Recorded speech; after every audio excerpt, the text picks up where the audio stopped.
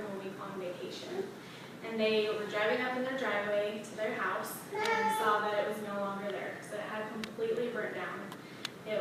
Everything was gone. I know that this is something that I really freak out about when I'm on vacation, but this really happened to these people. And it was devastating, as you can imagine, and they were just shocked. But who felt the worst about it was the mother. And right then the father got a phone call. And he got off the phone and told his wife, look, I know this just happened to us, but I gotta go and help somebody. And she was just so ticked off. And she was like, how can you leave our family? We're the ones who need help. Our house just burnt down and we need you here. And he's like, look, there's nothing I can do about it, but I really can help this person out. And so he leaves and he comes back. And he comes back and she's frustrated. She doesn't want to talk to him. And he holds her hand and he's like, look, I just got back from the hospital helping out my buddy, and his nephew was just in a car accident with his family, and they all died except for him. Yes, our house is burnt down, but we still have our family. And here's this boy who doesn't have a family, but he has a house. And she took a step back and she was like, wow, I've been really selfish. Have I been dignified in this? Yes, because I just lost my home. But because I was so selfish, I couldn't look outside myself and see somebody else's needs and how I can help them. And she was really grateful that her husband was able to see that and see other people's needs amongst his problems. Now I'm going to go to this next story about an airplane, and it had open seating so they could sit wherever they want, and it was announced that there was going to be just a few seats left vacant on this flight. And so this man cut everyone in line and hurried and got on the plane and found a window seat and a seat next to him that was vacant, and he put his luggage on that so no one could sit in it. And as people are flooding on the plane trying to find his seat, he's ignoring their view, he is on his phone, he's being a jerk, so everyone just passes him by. And so there was this lady who came on after him and found a similar seat, a window seat with a seat next to her free.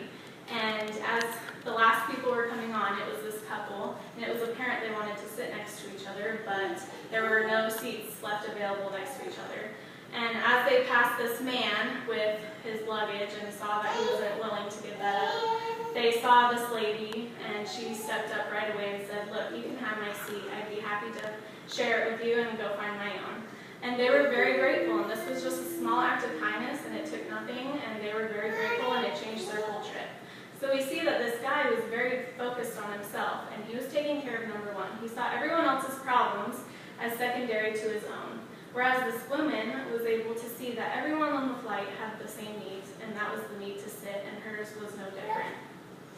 So as I look at these two stories, and I look at society today, I see a big problem. And that problem is that we are very focused on ourselves. I mean, our biggest trend today is taking selfies. And is it really that bad to be focused on ourselves? I think about America and our history, and I think of the people that were very connected and very unified. And as I look around at society today, everyone is so disconnected, it's unbelievable. So we have a problem, and this problem is in each of us as well. Each of us has this problem of self-centeredness at certain times. So what can we do about that? I know that all of us have heard that no act of kindness, however small, is ever wasted. And I believe this to be completely true, but there's one act in particular I believe can solve this problem. And it's as simple as a wave. The 2-second wave, in fact, it is the wave. And there's so much power in a wave. And I learned this as a freshman in high school when my whole class who knew each other were sitting in our room. And a new girl came in and just stood in front of the room, and she was so awkward and didn't know where to sit. She didn't know what to do. And there was a seat available by me, so I just kind of gave her a wave like, hey, come sit by me. And she did, and she took that offer, and we connected instantly. And we've been friends for 10 plus years today, all because of a wave. And if I hadn't have waved, I just imagine like a friend I could have lost or never met. And so there's power in a wave. I know that one of the first things that babies learn is how to wave. And it touched my heart when my daughter learned this. But more than that, when she turned 1, she was able to say hi and bye as she waved. And one day I was stuck in my rut, I was stuck in my routine, only really thinking thinking about the errands I had to run, and I went to the grocery store, and I had my daughter in the cart, and I went through the self-checkout, checking out all my items. And there was this worker there who was kind of hovering over us, making sure we didn't need help or anything. And I didn't even notice her, but the first thing my daughter did was said, "Hi," and she just melted, and she was like, "Hi," and they start communicating back and forth. And after I grabbed my receipt and I started walking away, my daughter said, "Bye," and the lady just broke down, and she came and stopped me and was like, "Look, as a worker here, I'm so ignored. I feel so awful, no one notices me, and your daughter just gave me the love I needed, and it changed my day, thank you." And it really touched me, but I took a step back and I was kind of ashamed at myself because, wow, this is something I could have done myself. I could have waved at this lady. Where was I to not even see this lady where my sweet little daughter did? And it made me realize that as adults, we have all these barriers in front of our faces, like technology is one. We're so connected to our cell phones and connected to the virtual world that we don't even see each other in reality. Like, how many times do you go to a restaurant and you see the whole family typing on their phones? We're not connected to each other. Another barrier being stereotypes and judgments. We're so quick to judge, but so slow to help.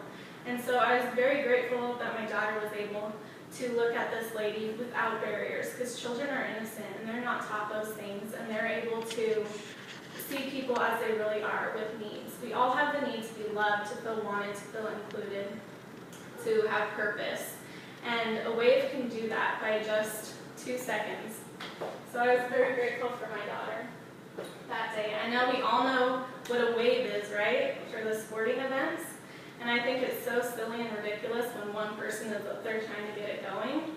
But when everyone does it, it's magical and it unites the whole stadium. And this is something I think a wave can do in our community, where whenever you wave, it unites people. And like when I wave at you, I'm not only going outside of myself and stop thinking about myself, I see you now, and I'm waving at you. And it not only does that for me, but it does that for you too. You think outside of yourself to see me, like, wow, someone's noticing me, someone's waving at me, and all of a sudden we see each other, and it's something that unites us all. I know there's nothing worse than when my husband gets cut off on the road, and I'm sure we all feel those feelings when we get cut off and we're so upset. But there's nothing better than someone giving a thank you wave. It diffuses the entire situation for my husband. Instead of him being so judgmental right away and saying, "That person's such a jerk, did you see how inconsiderate they were, they just cut me off?" He instantly, if that thank you wave's there, it restores his faith in humanity, and just everything is right again. There is power in a wave. It's amazing. So I say, pass it on. This is something we can all do. It makes such a difference, and it impacts so many people. And it starts with you today. Everyone can do this. Your influence and success will depend on stepping outside of yourself to see others' needs. Like the lady in the beginning whose house burned down. She realized that she was never going to be able to help others if she was always focused on herself. So that's the first thing that we need to do. So see people as they really are. See that you have the potential to change their world and make a difference. Take time to wave, and you will find that your world just became a little bit brighter too. Thank you.